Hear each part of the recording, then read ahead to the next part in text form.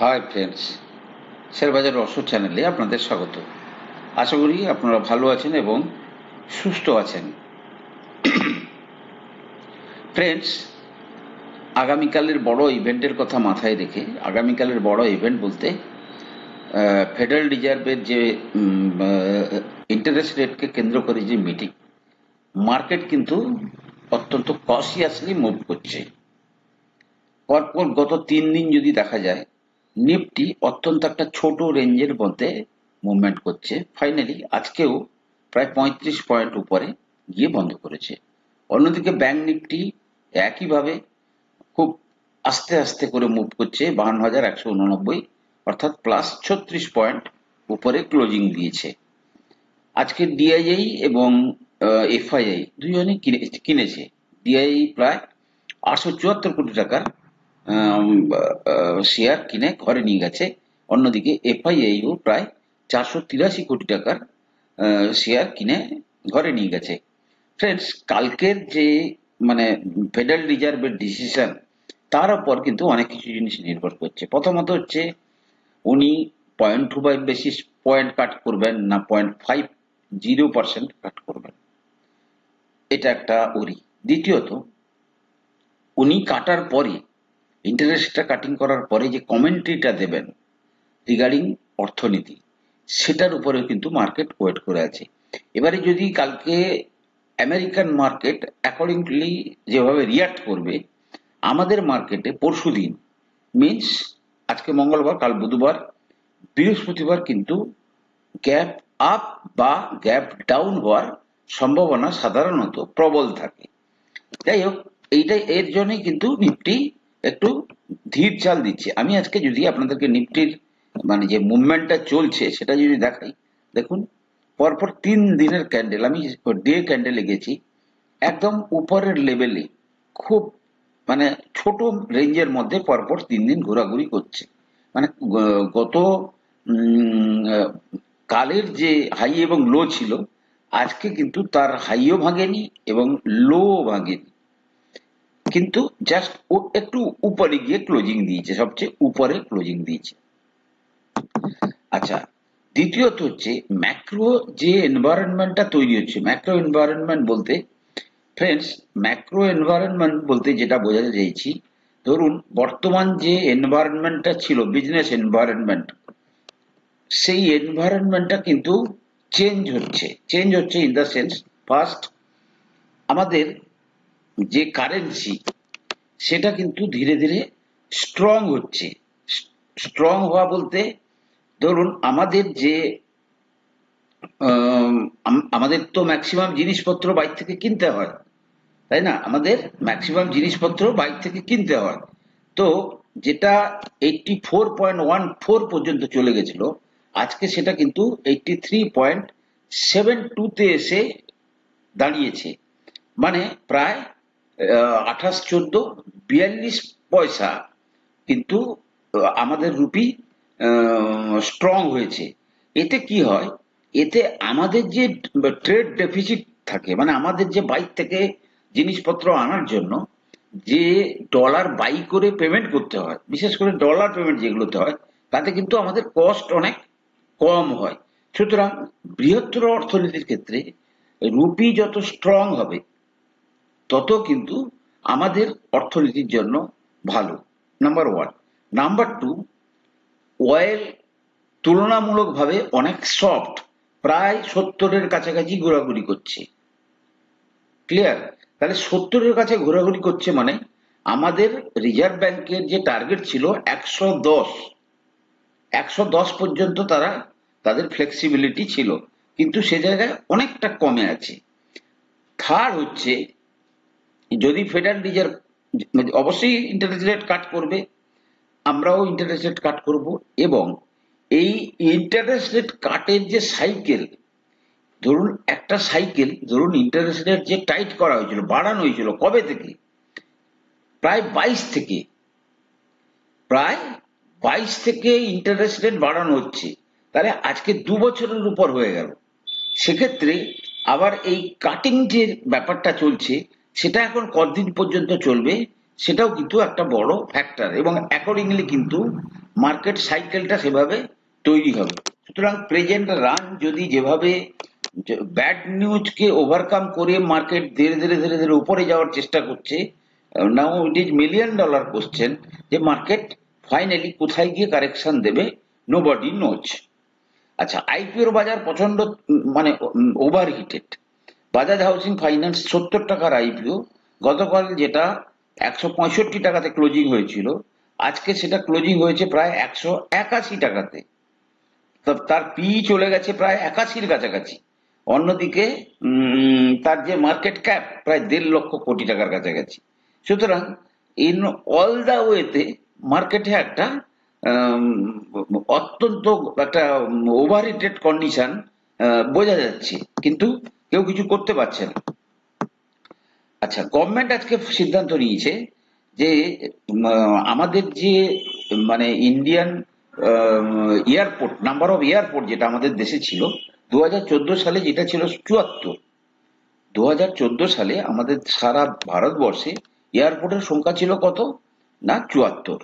Presently মানে 2024-এ এসে দাঁড়িয়েছে সেটা কত, 157খানা এয়ারপোর্ট আমরা তৈরি করেছি।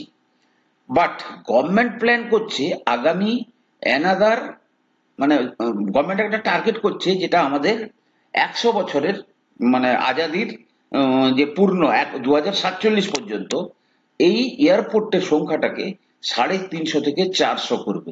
কারণ বাই ইয়ার পপুলেশন প্রচুর পরিমাণে ইনক্রিজ করছে। ক্লিয়ার? আজকে এটা গত রবিবার এটা বলেছে কে, ministry of civil aviation, ministry of civil aviation. Okay, সুতরাং এই সেক্টরকে কেন্দ্র করে যারা সবচেয়ে বেশি লাভবান হবে তারা হচ্ছে কে, আদানি এয়ারপোর্ট। যদিও আদানি এয়ারপোর্ট কিন্তু বর্তমানে আদানি এন্টারপ্রাইজের মধ্যেই আছে। কখনো কখনো খবর শোনা যায় যে আদানি এন্টারপ্রাইজ থেকে আদানি এয়ারপোর্ট কিন্তু মানে নাকি ডিমার্জ হয়ে যাবে, অর্থাৎ আদানি এন্টারপ্রাইজটা আলাদা থাকবে, তার মধ্যেকার যে এয়ারপোর্ট বিজনেসটাকে আলাদা করে সেটাকে মার্কেটে লিস্টিং করা হবে বলে কথাবার্তা চলছে।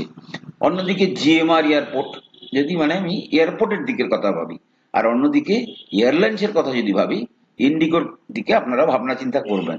ঠিক আছে, দেখুন এই বিজনেসের দিকে বেসিক্যালি আমার তেমন কোনো মানে আমি ইন্টারেস্ট শো করি না, তো যাই জন্য আমি কিন্তু বাট ইনফরমেশন ইজ ইনফরমেশন, সবারই সমস্ত ইনফরমেশন জানা উচিত। ফ্রেন্ডস, আজকে আমরা চর্চা করব আইটি ইন্ডেক্স নিয়ে। আইটি ইন্ডেক্সে আপনাদেরকে আমি বলেছি, দেখুন ডিসিশন যদি বাস যখন দাঁড়িয়ে আছে তখন কিন্তু আপনাকে ওঠা উচিত। চলন্ত বাসে উঠলে আপনার কিন্তু সমস্যা হতে পারে। এবার প্রবলেমটা কি হয়েছে, আজকে অনেকে আইটি ইন্ডেক্স নিয়ে বা আইটি শেয়ার গুলো নিয়ে হয়তো যাদের এন্ট্রি নিতে দেরি হয়ে গেছে তারা বলছে যে আইটি ইন্ডেক্সে বর্তমান কি করা যেতে পারে। তো আমি প্রথমে আইটি ইন্ডেক্সটাকে দেখাবো। আইটি ইন্ডেক্সটাকে দেখাতে গিয়ে আর একটা জিনিস দেখাবো। আচ্ছা, আইটি ইন্ডেক্স আমরা চর্চা করেছি, আইটি ইন্ডেক্সটা নিয়ে এর আগে আমরা চর্চা করেছি। আমরা কি চর্চা করেছি, যে আইটি ইন্ডেক্স যখন ব্রেকআউট করছিল আমরা কিন্তু সেই লেভেলটা বারবার ধরে আপনাদের সামনে চর্চা করেছি। ঠিক আছে, এই লেভেলটা যেটা ছিল, এই লেভেলটা যখন ব্রেকআউট হচ্ছিল তখন আমরা চর্চা করেছি, এবং অ্যাকর্ডিংলি আমরা কিন্তু সেটাও বলেছি যে এর টার্গেটটা কোথায়।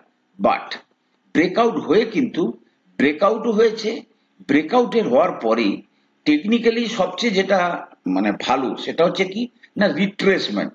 আপনি উইকলি ক্যান্ডেলে গেলে কিন্তু এর রিট্রেসমেন্টটা কিন্তু ক্লিয়ারলি দেখতে পাবেন।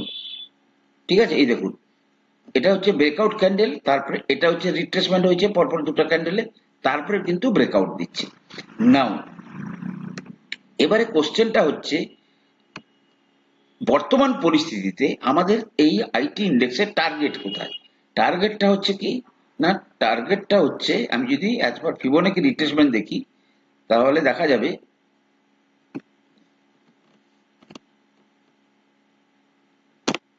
যাচ্ছে যে ফার্স্ট টার্গেট কোথায় যাচ্ছে 46,700, নেক্সট টার্গেট চলে যাচ্ছে 59,438। ক্লিয়ার? এবং তারপরে টার্গেটটা অনেক উপরে, সেটা হচ্ছে কোথায় না 72,000 382। তাহলে এটা হচ্ছে আইটি ইন্ডেক্সের সিনারি। এবারে আমি যদি আইটি ইন্ডেক্সের মধ্যে যে যে মানে শেয়ার, যেমন আমি একটা জিনিস দেখাবো, রিস্ক ফ্যাক্টরটা কি, এইচসিএল টেকের আমি রিট্রেসমেন্টটা দেখাবো, হোয়ার আপনারা বুঝতে পারবেন যে মানে রিট্রেসমেন্টটা কিভাবে আপনাকে মানে ঘাবড়ে দিতে পারে। এইচসিএল টেকে যদি যাই, এইচসিএল টেক কিন্তু কোনো প্রকারের আইটি ইন্ডেক্সের যে থিওরি সেটাতে চলছে না, সে কিন্তু আউট পারফর্ম করছে কাকে, না আইটি ইন্ডেক্সকে। এবারে দেখুন, ধরুন এইটা এইটা যদি আমার আইটি ইন্ডেক্সের হাইর সঙ্গে হাই হয়, তাহলে কিন্তু সে কিন্তু অনেক আগে হাই পের করে সে কিন্তু মানে প্রায় 50%-এর কাছাকাছি কারেকশন দিয়েছে। যাই, সেটা আমাদের চর্চাটা নয়, কিন্তু আমরা যেটা বলতে চাইছি, দেখুন এইচসিএল টেকে যখন ব্রেকআউটটা দিয়েছে, ধরুন আজকে আমি যখন ইনফোসিসে যাব তখন আমি দেখাবো, এই ব্রেকআউটটা দেওয়ার পরে তার যে রিট্রেসমেন্টটা কিন্তু হেভি হয়ে গেছে। তার রিট্রেসমেন্টটা কোথায় চলে এসছে, প্রায় দেখুন সেক্ষেত্রে মানে 1670-80 থেকে কোথায় চলে এসছে 1234 পর্যন্ত, মানে প্রায় 400, ধরুন 30, 430 যদি এই রেসপেক্টে ধরি, তাহলে 16 দুনে 32, প্রায় কিন্তু 25-30% রিট্রেসমেন্ট। এটাকে মাথায় রাখবেন যে যে কোনো মুহূর্তে যদি রিট্রেসমেন্ট করতে চায় তাহলে এতটা পার্সেন্টেজ আসতে পারে। তেমনি ভাবে যদি কোনো কারণে মার্কেট খারাপ হয়ে যায়, তাহলে কিন্তু আইটি ইন্ডেক্স কিন্তু আবার কিন্তু কি করতে পারে, না রিট্রেস করতে পারে। রিট্রেস করে সে কিন্তু আবার তার সেই যে পুরনো লেভেল এইখান অব্দি চলে আসতে পারে। অর্থাৎ সেক্ষেত্রে প্রায় 10%-এর ফল যদি কোনো, দেখুন যদি প্রবলেম হয়, বাট সমস্ত অ্যাটমসফিয়ার, রেট অফ ইন্টারেস্ট বাড়লেও তো আইটি সেক্টর সবচেয়ে বড় ভালো কিছু হবে, কোনো সমস্যা এলে তার তো কোনো সলিউশন নেই। তো সেক্ষেত্রে তাহলে এইরকম জায়গায় আইটি ইন্ডেক্স দাঁড়িয়ে আছে। এবারে নাও কি করা যেতে পারে, তিনটে শেয়ারের কথা আপনারা মাথায় রাখতে পারেন। ফার্স্ট হচ্ছে যেটা সবচেয়ে বেস্ট, যেখানটাতে কিন্তু এখনো পর্যন্ত সে তার মানে প্রিভিয়াস যে হাই সেটা থেকে অনেক নিচে আছে, কিন্তু অত্যন্ত স্লো মুভার, কে, উইপ্রো। আমরা চর্চা করেছি কিছুদিন আগে, উইপ্রো নিয়ে আমরা চর্চা করেছিলাম। উইপ্রো কিন্তু তার যে প্রিভিয়াস হাই, মানে এর আগের বারের যে হাই, সেটা কোথায় ছিল, 709-10 টাকা বা 730 টাকার কাছাকাছি। যদি চিন্তা করা যায়, তাহলে এখান থেকে যদি আপনি প্রায় 40% যদি মুভ করে, তাহলে কিন্তু সে সেই লেভেলের কাছাকাছি যে যাচ্ছে। তাহলে উইপ্রো কিন্তু সবচেয়ে best contender over a period of time লাগবে, মানে এটাকে পারফর্ম করতে টাইম লাগবে, কিন্তু উইপ্রো কিন্তু এখনো পর্যন্ত তার প্রিভিয়াস হাইট থেকে অনেক নিচে আছে। নাও নেক্সট ফ্রেন্ডস, আমি কিন্তু আমার যা অবস্থান, আমার কিন্তু দুটো জায়গাতে আমি আমার পজিশন ক্লিয়ার করে রেখেছি। যেমন ধরুন ইনফোসিস, এবং I will continue to hold the মানে শেয়ার যতক্ষণ পর্যন্ত না আমার মধ্যে আইটি ইন্ডেক্সে কোনো উইকনেস দেখতে পাচ্ছি। প্রথমত হচ্ছে ইনফোসিস, আমি কিন্তু যখন এই মানে লেভেলগুলোতে আসে তখন কিন্তু আপনাদেরকে বারবার ধরে বলেছি যে ইনফোসিসে কিন্তু পজিশন নেওয়া যেতে পারে। এই যে ফলটা দিয়েছিল এটা কিন্তু সবচেয়ে লুক্রেটিভ ফল ছিল, অর্থাৎ প্রায় 1390-র কাছাকাছি, বাট 1420-20-র দিকে তো আরামসে দীর্ঘদিন ধরে স্টে করেছিল। এনিওয়ে, তাহলে আইটি সেক্টরগুলোর মধ্যে আপনারা যদি আপনারা চান, তাহলে দেখুন যদি 10-15%-এর রিস্ক নিতে চান, তাহলে কিন্তু ইনফোসিসে এখনো পর্যন্ত কম বেশি মানে আপনারা পজিশন নিতে পারেন, এবং সেক্ষেত্রে আপনাদের টার্গেটটাও কিন্তু একটু ওয়েট করতে হবে, বা টার্গেট কিন্তু অনেক বড় হতে পারে। যেমন ধরুন আমি যদি ভাবি ইনফোসিসের যদি টার্গেট দেখি, ইনফোসিসের টার্গেট হচ্ছে প্রায়